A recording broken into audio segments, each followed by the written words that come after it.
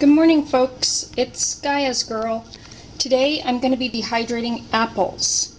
And these are wild apples that we foraged a couple of days ago. And I'm not sure exactly how many are here, but it's a fairly decent sized bowl.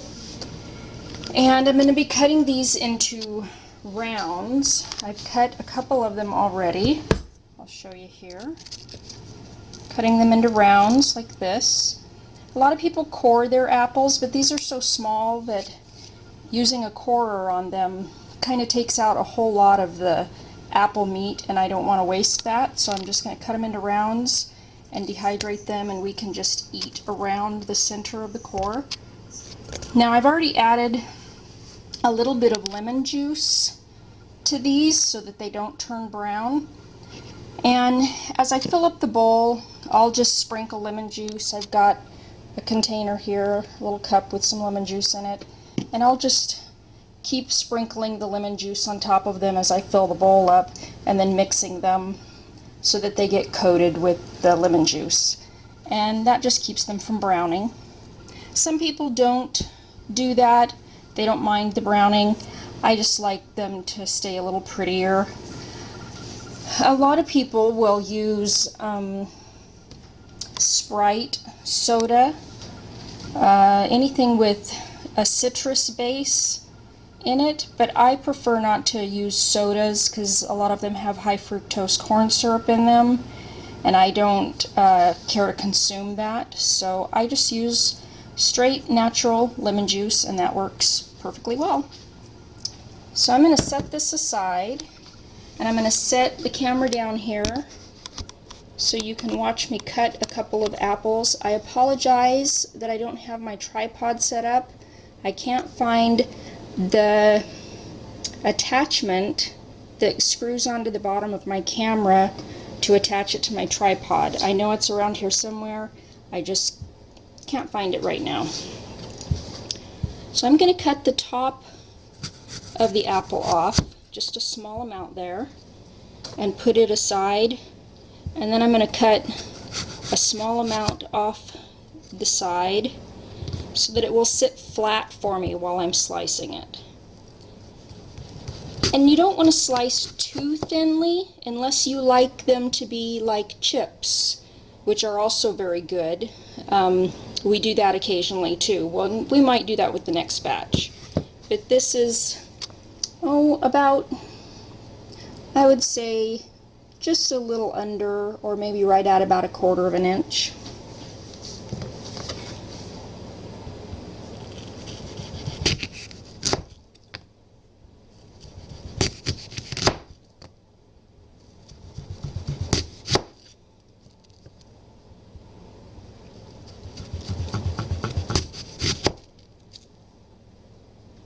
And then I get down to the end there, and if it's not enough, like this is not enough for me to try and slice again, so I will just add that to my little bucket over here, and I'm going to give those scraps to the deer. Some people will keep those and make natural homemade pectin for canning with, and I've done that before, but this time I don't have enough. You need several pounds to make pectin. I'm not going to have enough, so I'm just going to give it back to the deer. So I have enough already now to fill one of my dehydrator trays. So here's a tray, and I'm going to go ahead and just start laying them out. And it doesn't matter if they touch, because they're going to shrink up so much that within a couple of hours they won't be touching anymore.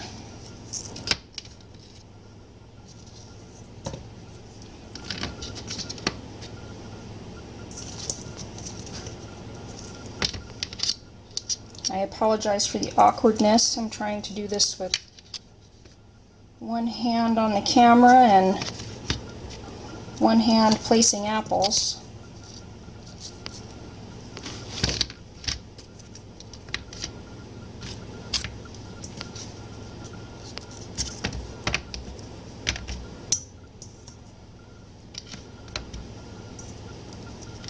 Aren't they pretty? They're just so pretty.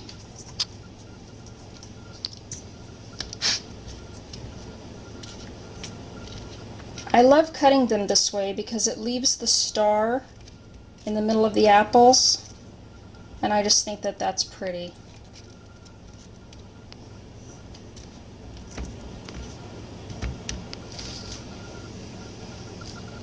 Okay, there's the first tray. Isn't that just gorgeous? And I'm going to go ahead and put the first tray on the dehydrator. This is my dehydrator. It's just a Mr. Coffee dehydrator. Nothing fancy. And it's got, put my hand there so that you don't get all dizzy when I move. It's got 1, 2, 3, 4, 5 trays to it. Okay, so I'm going to pause this and I'm going to get busy slicing these up, and then I'll come back when the dehydrator's all full, when we're ready to turn it on, and you can see what that looks like. So I'll catch you in a few minutes. Okay, I'm back. All 5 trays are filled and barely made a dent in the bowl. So as you can see, they go a long ways. And the nice thing about this dehydrator is you can adjust the trays to make compensation, I'm not sure how to say that, to compensate for the thickness of what is on your tray and to adjust for air circulation. So if I see how that moved, if I twist the tray, try to do this one-handed. If I turn the tray, now it's back up at the higher level, but if I turn it, it'll go down lower. And I want these to get done relatively quickly because I have that whole bowl left to finish up. So I'm going to leave this at the higher rate to allow for more air circulation throughout. Try to get these done relatively quick. Hopefully by tomorrow I'll be able to start a whole nother batch. So there we go. 5 trays of apples. Hopefully they'll be done tomorrow, and I will come back tomorrow and show you what they look like. So thank you for watching. I hope that this has helped some, and anybody who's never dehydrated before will come away from this video feeling confident that you too can do it. Take care. Have a blessed day. Bye-bye. Okay, I am back and my apples are all done. So what I'm going to do is I'm going to take them off of the trays and I'm just going to put them in a Ziploc baggie. That's the way that I like to store them. A baggie doesn't take up a lot of space. You can store them any way that you want, in a gallon jar or a plastic container. One of these works really well. This is a Rubbermaid plastic container with a airtight lid. You can store them, let's see if I can grab one real quick. I'm going to cover this so that it doesn't annoy you when I move. One of these peanut butter containers with the lid. We use a lot of those, as you can see. There's a lot of them.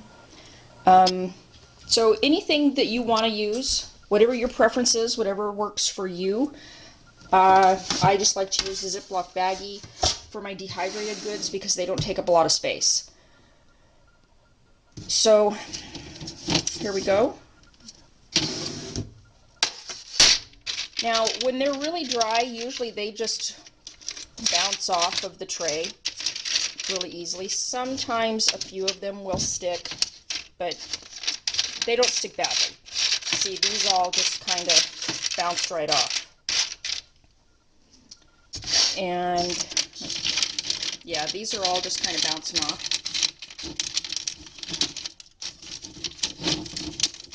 One or two stick, but not badly. And I like my apple chips to be very, very dry, more like actual chips. I like them to be crunchy. You don't have to dry yours that much. You can dry them for less time so that they're more chewy. It's just your preference. Again, it's all about preference. Dehydrating is not hard to do. It's very easy. It's all a matter of preference how long you do it. If you like yours softer, just do it for less time. The important thing is to make sure that you get the majority of moisture out of them so that when you store them, they don't mold. You don't want any mold to take place. And I guess that's part of the reason why I like mine really crispy, because I don't like to take any chances.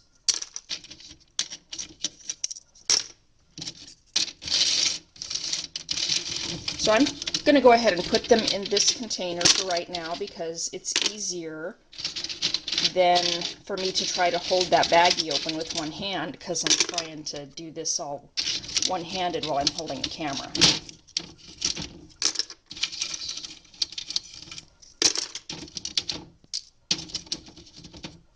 Now, if you don't have a dehydrator, there are a lot of other ways that you can dehydrate. You can actually dehydrate in your oven.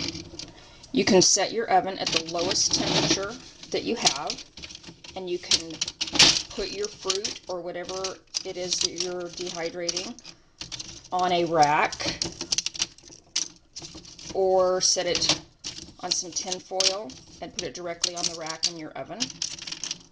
And then prop your oven open with something. Just prop the door open so that there's some air circulating in there, and keep a close eye on it. That's a good method to use during the winter when you're wanting to utilize that heat to warm up your house as well. So you're getting a twofold thing going on there where you're dehydrating your food and warming up your house as well. So that works quite well. You can also dehydrate your fruit or vegetables in your car. If you live in a warm climate, like the Southwest, the Texas, New Mexico, Arizona areas, you can put the fruits or vegetables or whatever it is on a rack and put some, or even screening.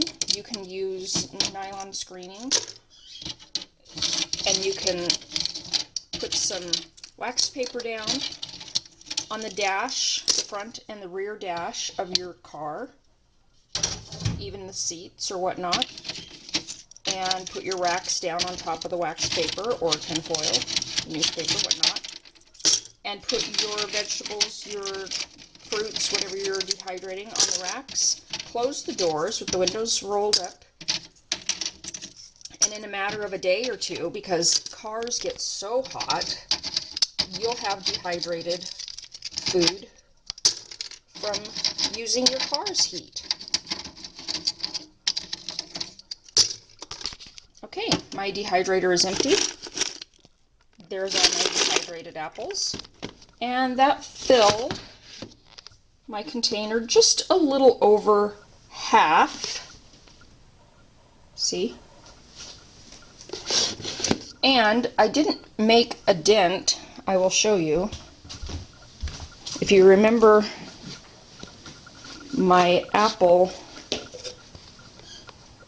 bowl, it's still full. So I have to get busy and get some more done. It's going to be, I'm guessing, about 4 or 5 more batches of apples run through the dehydrator. So there you go. That's how you dehydrate apples. Very, very easy to do. A little time consuming, but easy to do, and the reward is worth it. Those apples will store for a very, very long time. And They are a very good item to put in a bug out bag for you preppers that are out there. I'm a prepper. They don't take up space. They're a good source of vitamin C that is very, very necessary, and good for that. Good for prepping. So thank you for watching. I appreciate it. You all take care. Bye-bye.